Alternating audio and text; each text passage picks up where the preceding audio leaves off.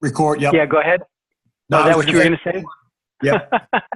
All right, so I'll beat you to that record option thing. All right, so what a couple people have been doing is they'll go into the nutrition module and they'll copy one of our meals, which is the easiest way to make a meal unique to however you want to build your meals out. So you can see the CPF ranges are coming in here, and all of these are saved to Fresh Start Transformation. What that means is all of these on the first page have been opened up from the global meals, and I'm going to cursor over to a couple meals. So this page is what I wanted to get to and show you guys, because this is really important for you to understand this, or you might not get the results that you're looking for. So if it's saved to multi-organization, it's not saved to your brand. So all of you guys have a brand, meaning your name and your website, like this is Fresh Start Transformation. If you save a meal to multi-organization, when you're in the meal plan itself and you're building meal plans coming from your branded community or your name, it's not going to pull in these multi-organization meals. So you need to make sure that when you open up a global meal, so I'll open up this one just as an example, you can't edit or delete our meals because they're global, but you can open this meal up, and when you save it, you need to make sure that you're saving it to your organization only, not all of your organizations. If it's saved to all of your organizations, because some of you guys have what we call moms or multi-organization managers, if you save to all of your organizations, which you can see right here, it's going to save it to that multi, but not to your brand. So it's important if you're building out meals and you want them to go into a specific community and you want those meals to only show up in the database, that you save to your organization inside that meal plan. So now going back to the nutrition plan again, going back to the meals, and then going to that second page. So what you can see on this page is are coming in as Fresh Start Transformation meals. These meals were saved to all of your organizations, and there's no way that those can be brought into your brand. They can be part of your database and part of the global database, but they're not going to come in. And then these are the more active database. And I keep meaning to get Patrick to change it from global to more active so that people aren't confused as to what that means. So now when you go into the meal plan itself, so if you're creating a meal plan and you go in to edit your meal plan, one of the options that you have on each what we call food block is you have the ability to save or have the meals coming in this case, the meals that are going to come into this food block.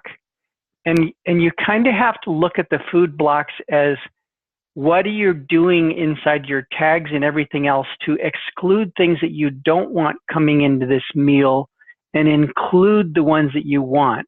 A lot of people are overusing the tags. They're putting in tags when they don't need them.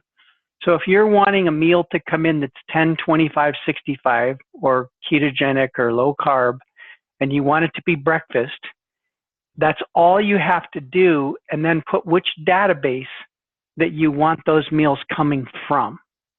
So more active is global. And if I have a bunch of breakfasts that I've copied and I've saved them to my community, whatever that community name is, you don't have to have the meals come from more active. You can have them come from all three databases that you've turned on. Or you can say, I just want the meals coming from my database. And so if I have that as the only one that's highlighted, the meals that are going to come into this breakfast are only going to be meals that come in from my brand, Fresh Start Transformation, that are 10, 25, 65, and are labeled as breakfast. Don, I'm sorry. Are you recording? Because this is really great information. I am recording, yes. It is recording.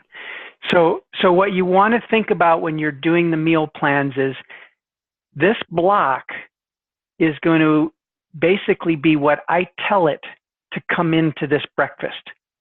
So if I add in too many tags, so if I put in gluten-free and I put in egg-free and I put in all of these other things in this breakfast block, what that's basically doing is it's only going to bring in recipes that have those tags. So you need to not think about it that the tags are our last resort to make something completely unique. In this particular case, all the meals that are coming in are going to be my meals that I've opened up, I've copied, and I've saved as 10, 25, 65 breakfast and Fresh Start Transformation meals. And you can control that by block. So I've got one client as an example, Daryl Daniels, that has a cleanse day on every Wednesday. And every Wednesday, there's a series of different types of products that they bring in to his Wednesday meal plan that are cleanse products. And so what he's done is he's created a meal replacement category, and he's put all the blocks on the cleanse day as meal replacement, and they also have the tag of cleanse. So what that means is you may have all kinds of meal replacement shakes and bars and everything else, but if they don't have the meal flat of cleanse, it can't come into that block. So use the tags extremely sparingly.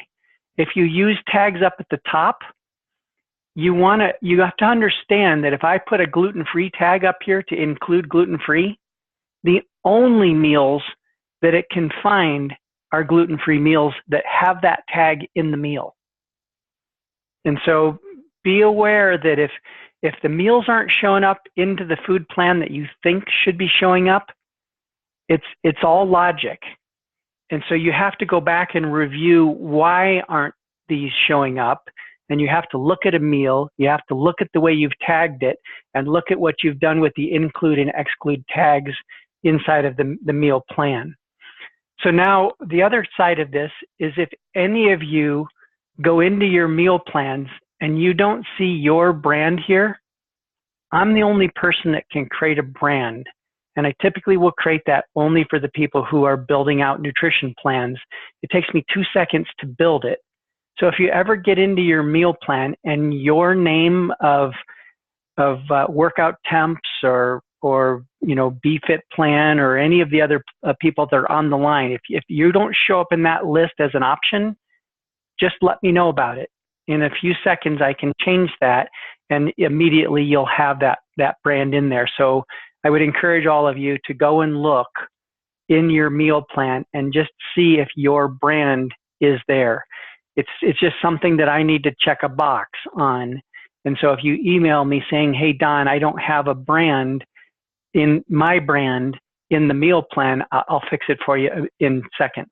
So check that in your profile and just see if that's coming in for you. The other thing that I've had a couple of things that we're confusing on is when you go in here, each one of these days are unique. Even though you may have them the same every day, and I know it's tedious to go in and set up a meal plan where you have to go into each of the days and set the same information, but we do that on purpose because people like Daryl that have Wednesday as a cleanse day, or they have a cheat day on Saturday where they give them more calories than they normally give the person during the week, and things like that you can do.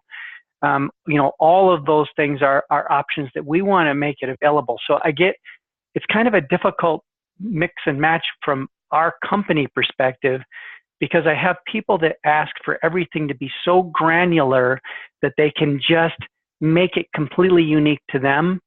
And then I have the other side of that fence where people say, well, why can't you just make it so that they're all the same? Well, not everybody wants it all the same. And if I made it so that it was all the same, then I would get the complaints where I can't change Wednesday to be cleanse day. So you have to understand that you have to go into each of these days, and it only takes about 15 to 20 minutes to do that for a whole meal plan. So it's not the end of the world. Yes, it's tedious, but it's not like it's taking you 4 hours. So just gut through it, because someday you're going to want to have a day where you're going to put higher carbs on that day because it's a cheat day, and maybe even higher calories. So I've had a couple people also ask, well, I don't like the calories that are coming into my meal plan. I think they're too high, or I think they're too low. You guys have the ability to control the calories that come into this by this percentage of calories in the daily plan. So let's just use that this person has 1,000 calories in their diet. Obviously that's lower than normal, but I'm just using it for an easy number. So if I have 25% of 1,000 calories in this person's diet, they're going to get 250 calories in breakfast. If it's a 2,000 calorie diet, they're going to get 500 calories approximately into this breakfast block. So all of these percentage calorie amounts, if you add up 25 and 35 and 40, that equals 100. There's only 3 meal blocks in this particular plan because in the ketogenic philosophy, they believe that longer fasting periods is more effective for that diet. So they don't want to have meals, 5 and 6 and 7 meals in a day. So if you think our calories are too high or too low, you can manipulate the calories by changing this number to total 90%, which will give them less calories in their meal plan than if it was 100%. Is that making sense to everyone? And if you want them to have more calories, you could have the total of these percentage of calories being 110%. But most of the people that have complained say, I want my people to eat less calories. And so what you can do to accomplish that is have your totals be less than 100% total. Is everyone understanding that? Okay, well, I'm going to assume that no one's saying no, that means you get that. All right, so the last part that I've had a couple people run into is they've come in here and they've done a change to one of their blocks, and they go down to the bottom of the block and they hit Save Meal Plan. Notice at the very top it says Saving Data in a black bar, and after a few seconds it turned green with success. I've had a couple of people, they're in a hurry, and they don't wait that couple of seconds to go to the next day and save something or do something else and save it again, and it corrupts that meal plan. So if you're building a meal plan, you always, always, always, and I can't emphasize this enough, you have to wait until our system processes all of that data that you've hit in save. And when you end up having 7 days of data where it's processing and putting into the tables, into the correct amount of data that, hey, this meal is a breakfast and it's a 10-25-65 and it's 25% of the daily calories for this person and it's coming from the more active database, and you have 7 meals, you can see how quickly this saved. Well, it's because there's only 3 meals. If there was 6 meals in this day, it might take 15 or 20 seconds to save. But if the database gets corrupted and you saved something too quick, you were too impatient to wait until it's done, you're going to have to start all over, because there's nothing that we can do to fix that, because what you've done is you've copied data on top of data, and it doesn't fit our profile. So if you don't wait for this green success, you can break your program, and you're going to have to start all over and be patient till it turns green, and then delete your other program that just hangs on this saving. So if I go back down here and I save this again, you're going to see that this saving data comes up with the black bar. If that black bar never goes away and it's 10 minutes later that it finally goes to success, it's because you have a corrupt profile. You have a corrupt meal plan. So I'm going to just be very, very specific and say, if you're building a meal plan, always, always, always wait for it to turn green with success. That means that our system has had the opportunity to save it in all the proper categories and all the proper data tables and all the things that you're asking it to do. And when you add in tags and you add in all of those other things, it's more data for it to save properly. So if you're starting to add in a lot of tags and a lot of meals and stuff like that, it might be 15, 20 seconds before it turns green. Just be patient. Because if you break it, you're starting over. So if you have 5 of your days done and you have to start over, you're not going to be a very happy camper, but I did warn you. Any questions on any of this meal plan information? I know this is and again, the biggest thing that you need to consider is if your meals are not showing up like you think they should be, it's because you have something tagged wrong or built wrong. Like I had a client yesterday that wanted to put in meal replacement bars. And they had a client, they had done the caloric total to be only 81%. And so they had a 200-pound client that was only getting 1,700 calories in their menu plan. I personally feel like that's the wrong way to go. I really don't feel like people need to diet. They need to move and they need to eat healthier and better food. So if you're really focusing on that caloric deficit side of things, you can get a system so that you're breaking your own system. So the result of what happened yesterday was this individual person had a 200-pound person was only eating 1,675 calories. And when they got to the meal replacement percentage was 10. Well, 10% of 165 or 1,650 calories is only 165 calories. And the bars that they were wanting them to eat, and they're going, how come those bars don't show up, were 254 calories. Well, if you have it at 10% and you've cut the caloric amount down and your bars are 254 calories, there's no way that our system can find it to fit into 165 request. Is that making sense to everyone? I know that sometimes people get very confused on this, and I do it all the time, so I understand it, and I know what to look for and what to watch out for. And so it's usually tags. This is the first time that I've actually come across one that was caloric related. We just could not get that bar to come into that plan. So what was the ending result? We had to go back into the food source, into the food items, and we had to put a half of a protein bar in for their meal plan. So now they have people eating a half of a bar so that the caloric amount was coming into that 10% that would get it underneath that 165 calorie. So yeah, you guys all have to understand that anything that our system does, it doesn't randomly do anything. It's impossible for a computer program to randomly do something. It's all done by mathematics, and it's all done by what you put in is what you get out. And so if you're having trouble getting something coming into your plan that you think should be showing up for dinner, check those things. Check the tags. Is your meal plan tagged the same way that you have the tags here?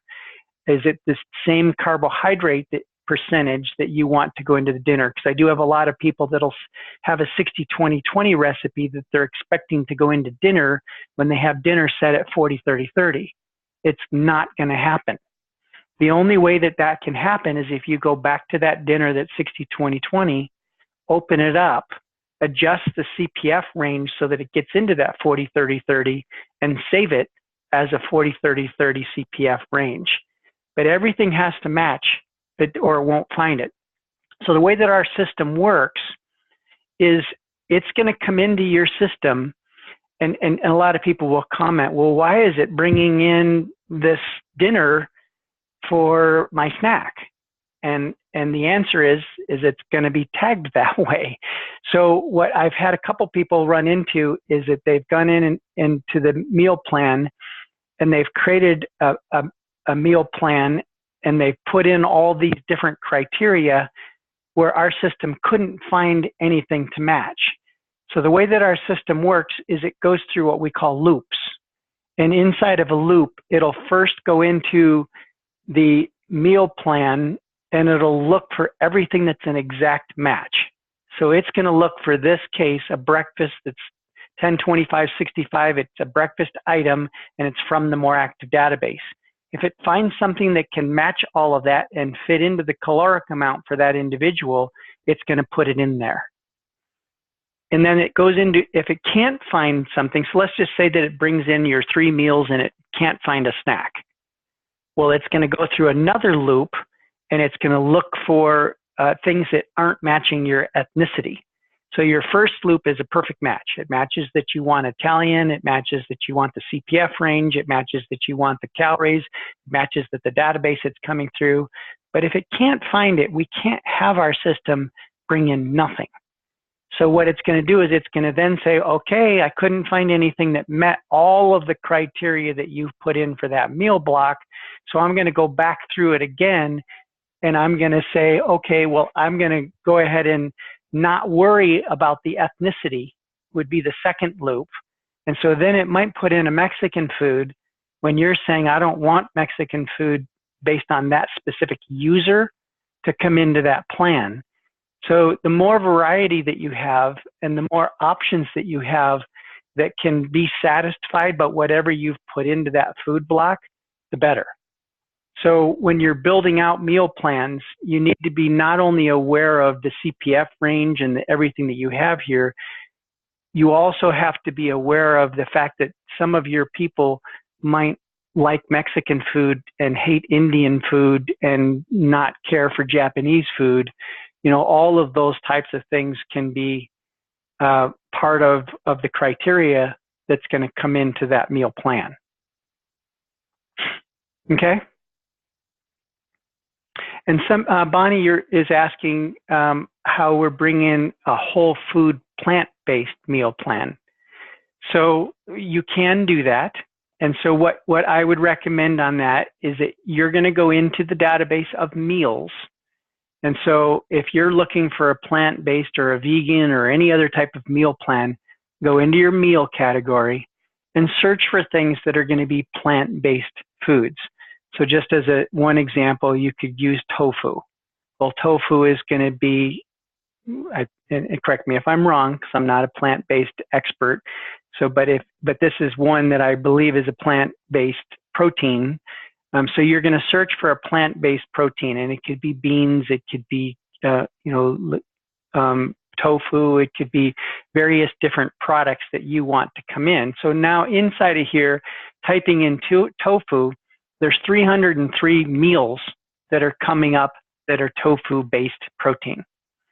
So you can now look through these meals and you can see there's 31 pages of these meals.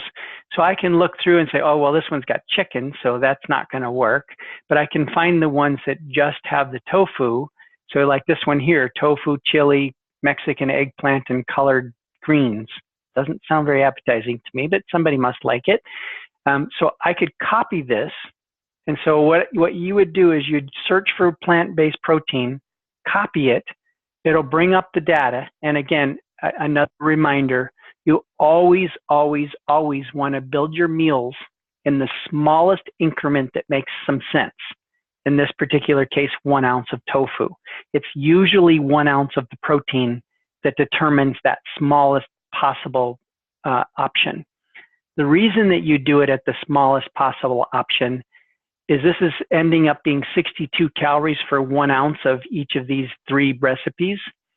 What is nice about that is that 62 for somebody that wants 1,500 calories versus 4,000 calories, it'll continually multiply up 2 times, 4 times, 7 times, 12 times, whatever it needs to multiply up to get to that meal caloric amount for that individual. It's going to do that inside of our system.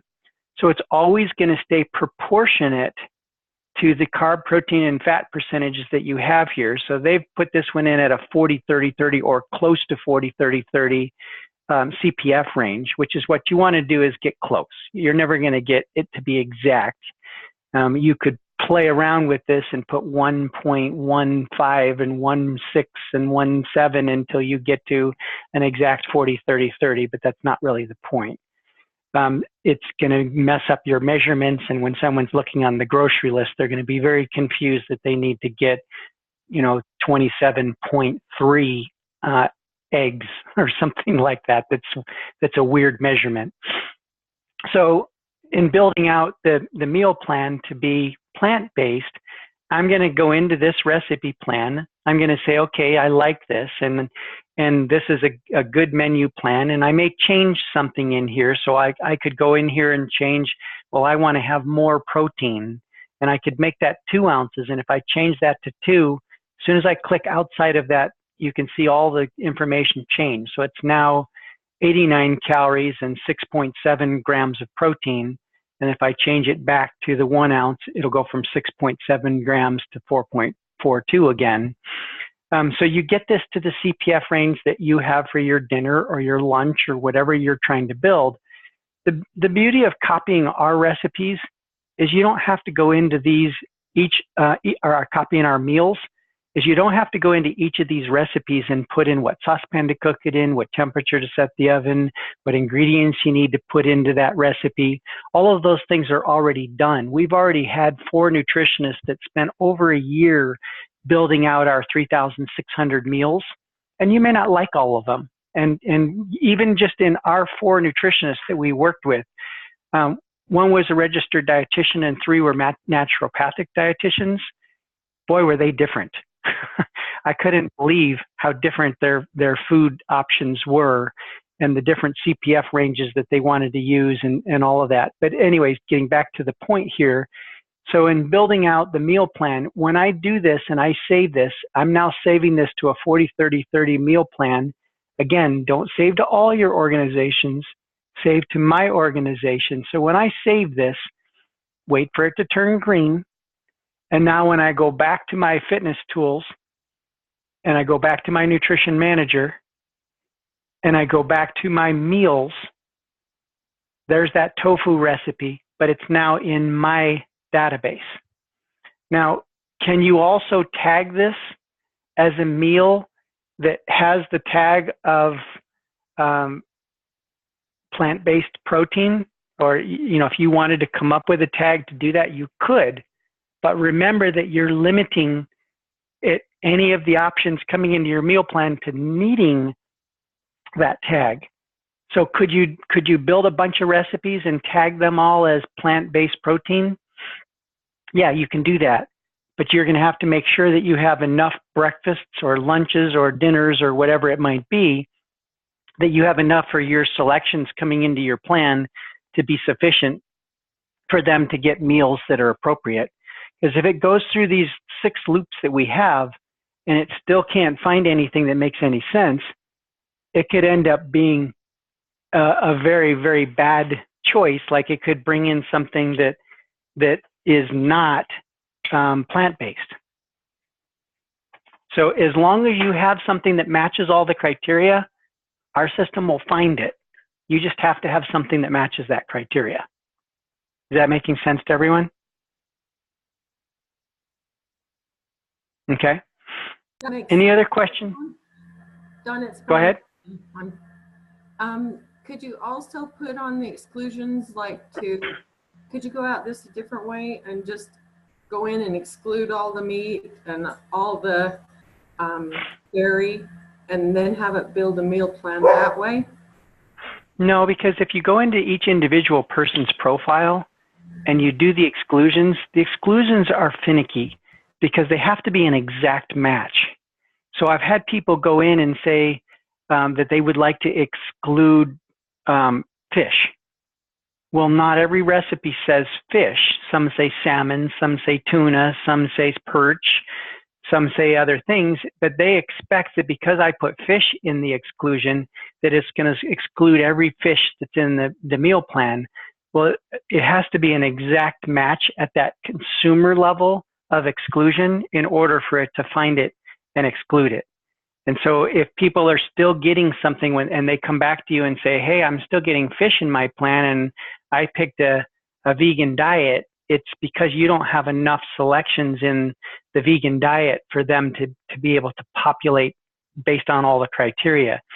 So in that particular case, if you build out a bunch of meals that are plant-based diet, come up with whatever you wanted to call that particular tag. So if I go back into this tofu and I hit edit, and then so you could make a tag called plant-based protein. And so that tag can be on all of the meals that you have that would be plant protein. And so if you did that and you copied all of those meals and you had 40 different meals that matched all the different ethnicities and they all had this plant protein tag, and then you put that plant protein tag in your meal plan itself as one of the include options, then it's going to be able to find all of those recipes that match that CPF that you've labeled as plant protein. And that's how we did the gluten-free. One of our plans is labeled as gluten-free. And so what we ended up doing is making a bunch of recipes that had rice pastas and things that were non-gluten product. And we built it all out to all have the gluten-free tag in that meal plan. So it's a more time-consuming event to create a meal plan that's something like that plant-based meals, but you can do it, and that's how you do it. Okay, thanks a lot, Don. Appreciate it. You bet. And you know, a lot of people, I do have a couple of people that have written vegan plans, and so they use the tag of vegan. And I don't know if you'd prefer, you know, plant protein or however you want to tag it, or if vegan would be the way that you wanted to go with that.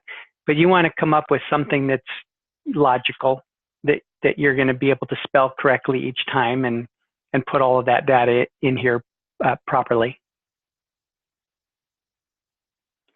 Any other questions on the nutrition? I know we're getting into some detailed information here, which is good. Go ahead.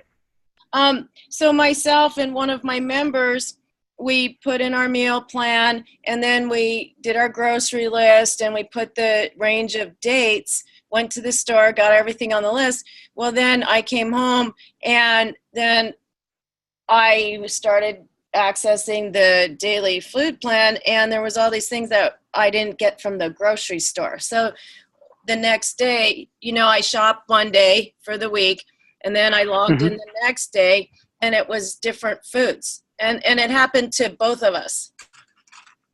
It was different foods than what was showing up on your grocery list? Yeah, like I put a span of time for a whole week. So I went shopping for the week. And then... Did you change your meal plan after that? No. Because we verified that. We went through pretty extensive testing to make sure that the ingredients that were showing up on the grocery list were in whatever's in your week or 2 week period. Yeah, it and happened so to you're both saying, of us.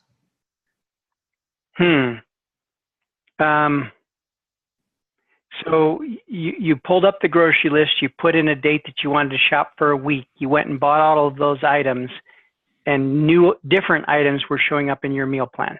Yeah, so Saturday I went to the store, but the range of dates was starting yesterday. So I went from Monday to Monday, but I shopped on Saturdays, but I put the range of dates in on Saturday to pull up the week's worth of groceries. Well, then comes Monday, and different foods were on there that I didn't have the ingredients, then was on my shopping list. So I didn't try to reboot it or reset it until after I realized that had happened. So then I went back in to try to change it.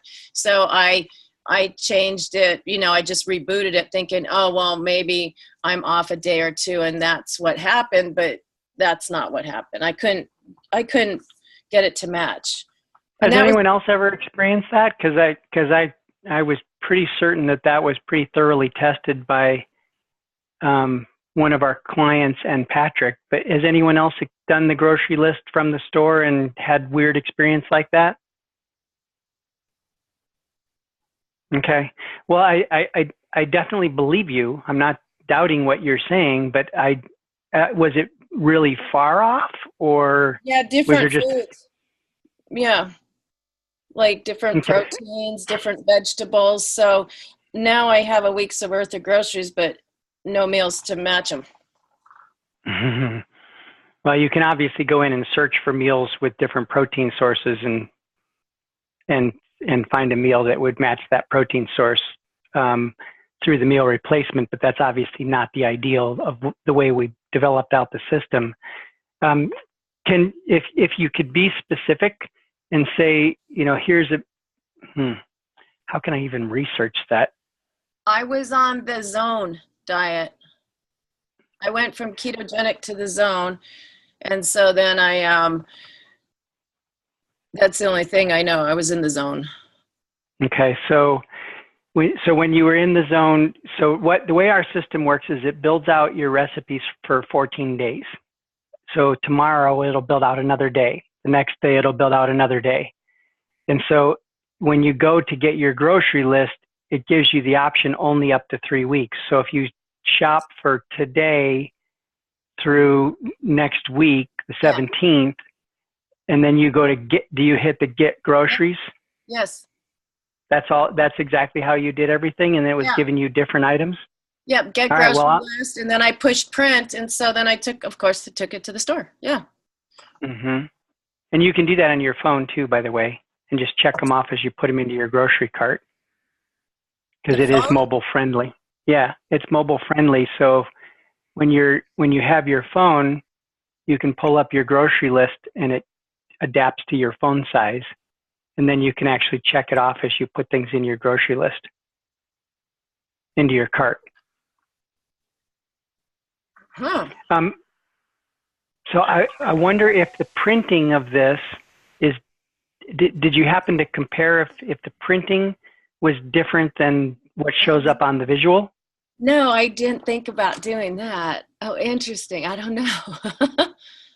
Well, I'll go ahead and print this and look at this later after we get off the call.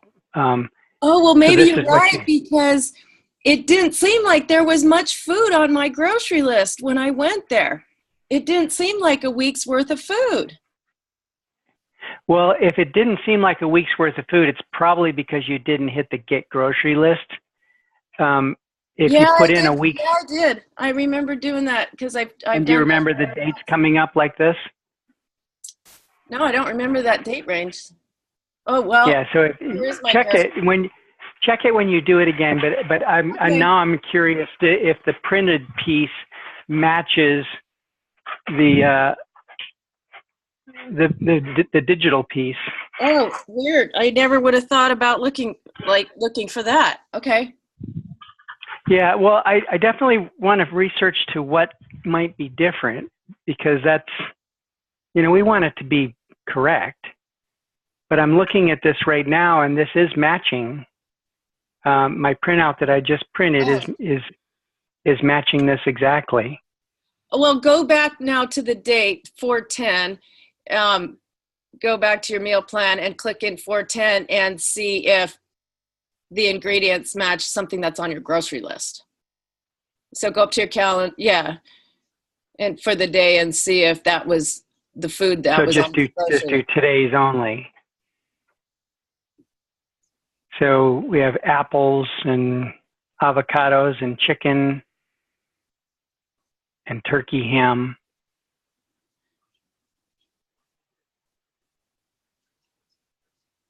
We have avocado, we have turkey ham, we have chicken.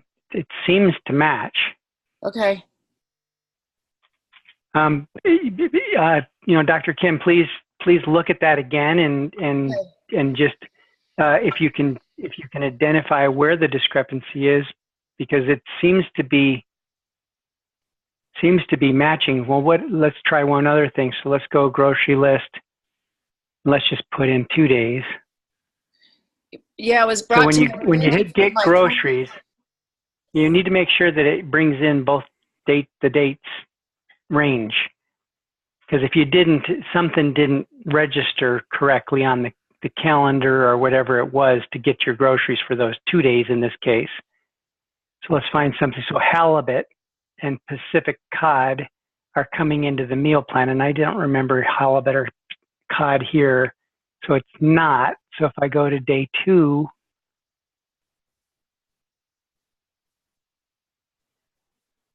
there's no halibut. I don't see any halibut or cod. Right.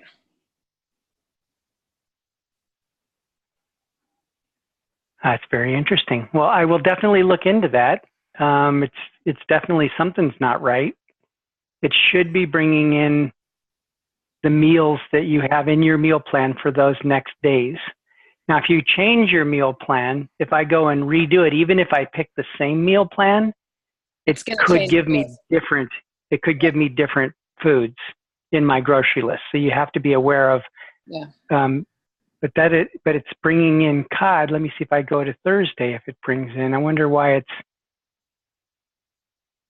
there's the cod on the third day. How interesting. I know it was just weird. There's the tuna as well. So it was, instead of bringing in the first and second day, it brought me my first and third day. Oh, that would make sense because on Saturday, I went for the grocery list for Monday to Monday of that following week, where maybe then it didn't sync with my date range. Maybe it was going with what was in there. Yeah, maybe it's a date thing. Yeah, I definitely can see that there's a discrepancy, but you could see that it is bringing in the right items. It's just the first day and the third day instead of the first and the second day. Well, I went through the whole week and I didn't have any of the same things that were on my grocery list. I was off, every single day was different than what was on my grocery list. Well, before you go shop, would you print it out and just cursor through the days? Just take a look at it, and if you find discrepancies, let me know about them. Okay. All right, I'll work on that. Okay. I can clearly see that it is bringing in the right ingredients here, but it's bringing in for the 10th and the 12th instead of the 10th and the 11th. So that's certainly not accurate. So something is wrong in the programming. Like I mentioned earlier, there's only logic in programming. So somehow the system is bringing in the first day and the third day for that grocery list that should have been the first and the second day. So I'll have to, there's something wrong in the programming that's asking for it to do that. Okay. But anyway, so look at it and just, walk through a couple of days and just see if it's bringing in the right foods. And if you're finding that obviously right now we're finding that the second day is not coming in properly. So if mine we did was a grocery, mine was off for the whole week. I didn't have anything for the week that matched my grocery list. And that's why my client got frustrated. She went shopping and for all this food, and then she pulled up her meals and it didn't match. Well, at least to get her through those groceries, what she can do is just go into the meal replacement. So she can go into lunch or any others and then just type in an ingredient like tuna. And she can certainly find dozens of recipes that are including tuna that she could make. Oh, right. Because obviously those meal plans are in there if they gave us that grocery list. Right. Right. So if at least she won't be frustrated to have tuna that she can't make. Just have her go into the meals, go into replace and type in whatever tuna or perch or salmon or broccoli or whatever that she might want to make a recipe for. And so you can see it brought in 7 pages of tuna recipes, but I can narrow that down. I can say, well, I want to do tuna Chinese, and now there's only 1 page of tuna Chinese.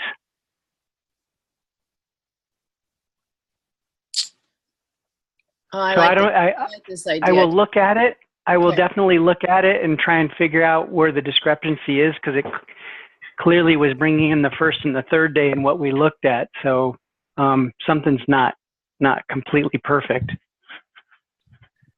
Well, now that we're on the subject of this, so on the ketogenic diet where it has all this fat, and it, according to somebody's profile, it might have them have 3 to 6 little pats of butter.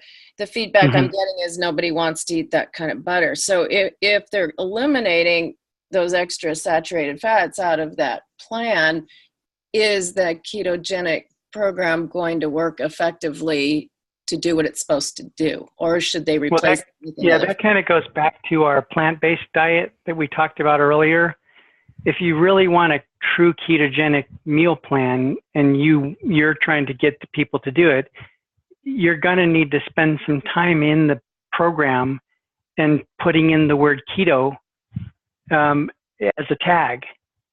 And then you know that the foods that are coming into that ketogenic plan are going to have the right kinds of quality fats, your coconut oils and your avocados and anything else that you believe is the right fats that would go into that meal. So you're going to build out the meals that are acceptable to you. And then once you have enough of those meals, you're going to make the meal for dinner, as an example, coming from your database that includes the keto tag. So here's the thing, guys, we've given you the capability to be completely unique. Does it take some time on your part to be unique? Yeah. Yes, it does. But once it's done, you can deliver that uniqueness to thousands of people. So you are going to have to, if you're specific, like which we just talked about, 2 different plans, ketogenic and another one that was plant-based diets, you can make it completely unique to your philosophy and your exact foods and your exact calories and everything that you want to do. And the other thing that you can also do is you can go into the meal plan, ketogenic as an example. I can go into the nutrition and I can go into the meals. I don't know if I can type in keto, if it brings in any kind of return. I was wondering if it brought in the tags for keto. It looks like either we don't have them tagged as keto or we just have them in the CPF range.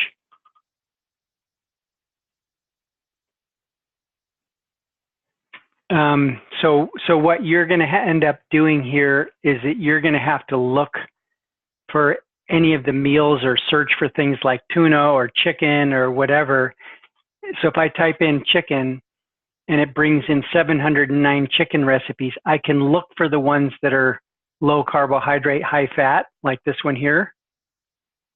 And then I can open that up and so you can see at a glance, okay, well, these are going to make sense for me because they're, here's a low carb, here's another one, here's another one, here's another one that are low carb. So I can open up these by copying.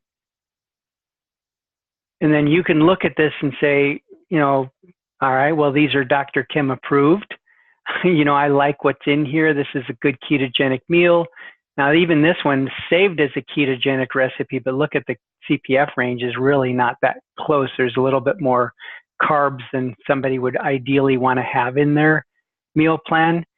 Is it probably acceptable to be still on the ketogenic because of the healthier fats or whatever might be in there? That's your call. But this meal plan is going to look for this keto tag.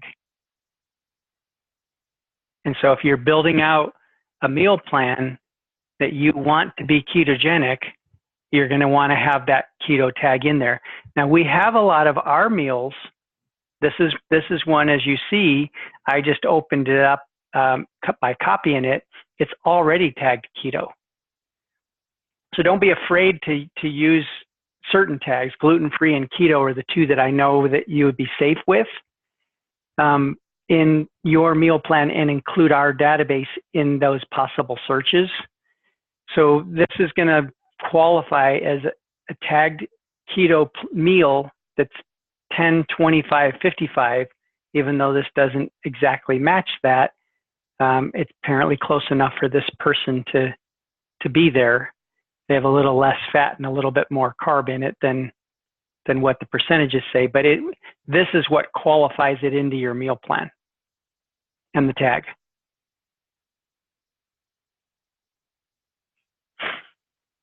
Any questions on that?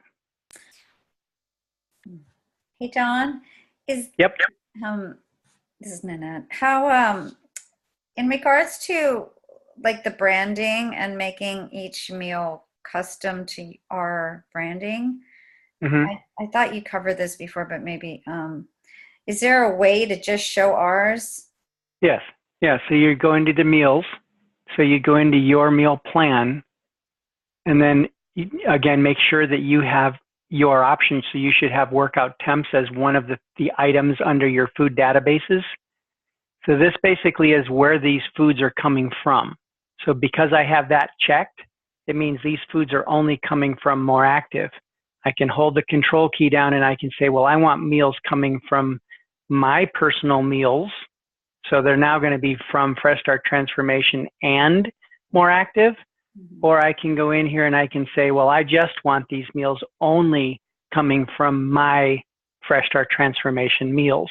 So in this particular case right now, the only meal that could come in here is a breakfast that's 20-40-40, and it's in my meal plan, in my database. Does that make sense?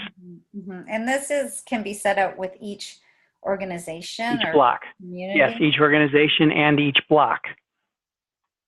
So every food block can be, like you could start out with, let's just use Dr. Kim as a sample in her ketogenic.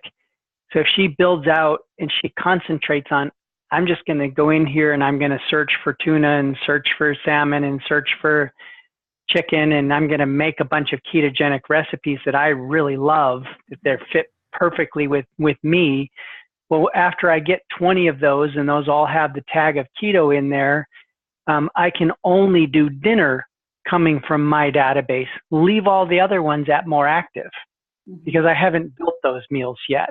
So just concentrate on one meal type at a time, breakfast, lunch, or dinner. A lot of times the meals that you get for lunch can also be, or for dinner, can also apply for lunch. And so sometimes you can kind of kill two birds with one stone by getting meals that are convenient to make. What I would caution you is don't put, somebody making a stew for lunch, because it's not as likely that they're going to have the time or the supplies to make a stew for a lunchtime meal. So be selective and be smart on how you tag your meals, because the system is only going to bring in what you tell it to bring in. And these can only be done by organization, not by community? You're going to save it to your organization, which you're going to want to do. Could you save it to the community? Yes, you can. But if you save it to the community, that means that only that location gets those meals. It's probably going to be much more efficient for you to save them to your organization of workout temps, and then have all of the people underneath workout temps get that meal. So if you have other organizations, ABC Company, and you want to do that same thing, now you're going to have to go and copy your meals and save them to that community or that organization. And the organization, just to be crystal clear, is whatever you have in this tab up here at the top. So right now I'm in the Fresh Start Transformation. So if I was in a specific meal plan for this group, like if I have a group that's a vegan group, and for whatever reason I wanted to put them all into a certain area, now when I save a meal, it's going to be saving it to the brand of Fresh Start Transformation. So this is the organization level. So any of these are going to be underneath the brand of Fresh Start Transformation. So just making it easier for yourself, if I wanted to do it specific to only UPS and all of the UPS locations, now I'm going to have to go in and copy all of those meals and resave them to UPS when this drop down at the top is set at UPS.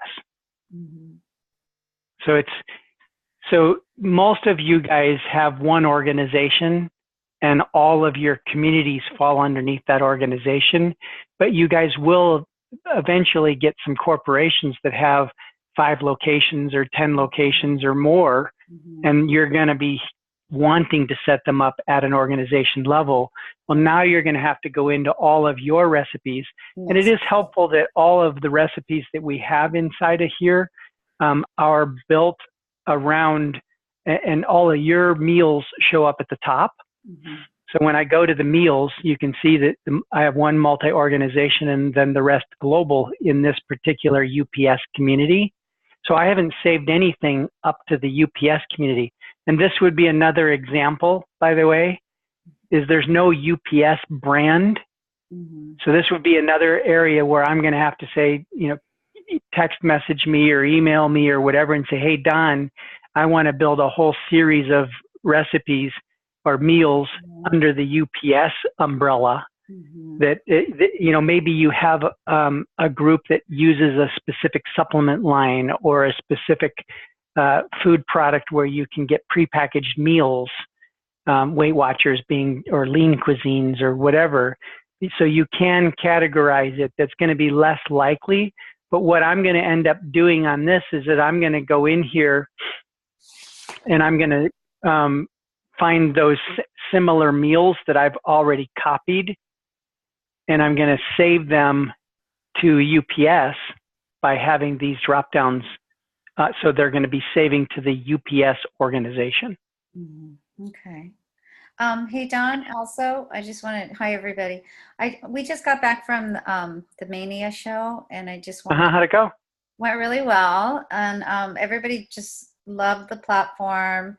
The big challenge is, we're over here in high-tech Silicon Valley, millennial IT crazy people, and they were really disappointed that we don't have an app for iPhones, because that's We're working on that right now, and what they in live fact, on. Patrick just messaged me just now. Mhm. We sent an app for approval on the iPhone, and it got rejected, and so we're having to go back and figure out how to get it to pass. Okay. And so Patrick is in the process of doing that right now. They're really picky on what they allow, but it's not very long away. I mean, Okay. it's already available as more active in one word, more active in the Android or Google store. But we don't. But really it'll be use there. Android. It'll be there shortly. We don't. And then Around here, we don't use Android much. Just so you know. Okay. And then this is a question on marketing and how we challenges. A lot of people are familiar with MyFitnessPal, and what do you find, or do we have like a benefit? What makes us different? I mean, I know we have a lot more than they do, but there's a couple of competitors, and it'd be nice to like overcome these questions, like a challenge, like question answer kind of FAQ when they ask questions, for us to be able to, sell them on ours. Yeah, I think the biggest thing that I always tell people, they say, well, what about MyFitnessPal, and what about Trainerize, and what about all these other entities?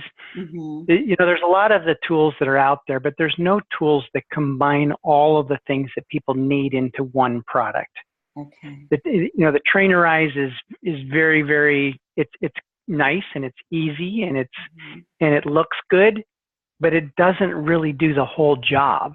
And so what I always also refer to is that what you're going to find is that all of the other apps that are out there, I don't know of any that are not this. They're all tracking.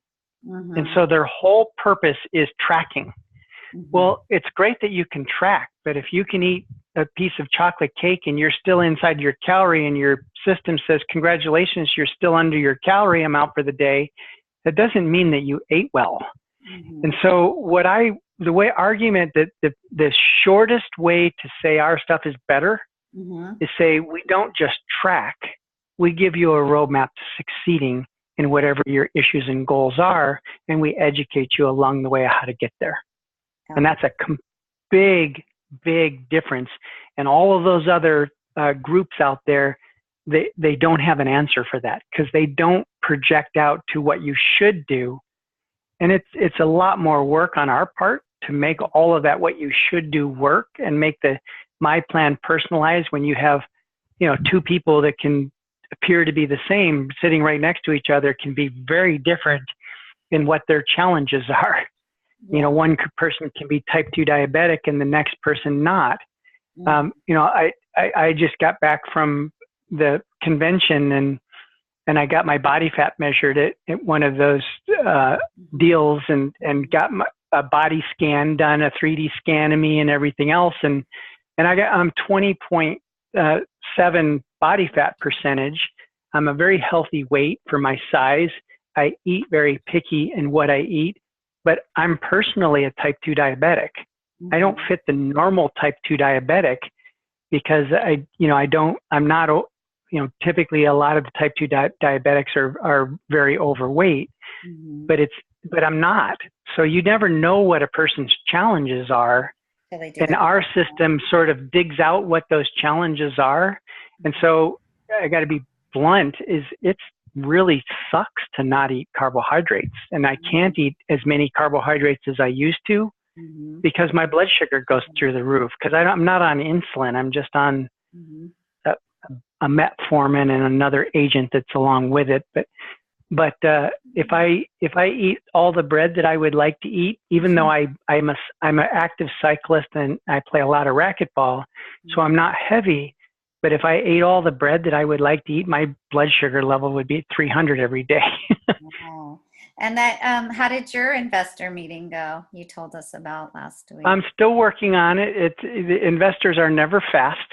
Right. It takes a long time to get anything to. I'm working on the same thing, so I totally hear you. I'm with you all the way. I'm just like, and the unfortunate reality is you'll talk to 20 people and all 20 of them will say we're absolutely going to invest in you, and one of them does. Yeah, I'm just but it takes a lot of time to go through that whole process. Where their yeses are hard. Yeah, as soon as it's time to write the check, right. Then all of a sudden they go away to like a vacation somewhere. I tell you, my worst one was the one I just finished. I went through months of talking to these two guys that were going to put in $1 million. And I became really good friends with one of the two of the people. We just talked so many times. And I just think about all the hours that I talked with him and we're going to do this and we're going to do this. And it just went on and on and on. And, January 20th, we're going to do this investment. And January 20th came and they had all the legal paperwork and everything was done. And I got to signing the document and they wanted the valuation to be worth, they wanted the money that they were putting in to be worth 4 times what we had negotiated for months on. So that brings me also, you guys, and I don't know, in regards to the push notifications, because right now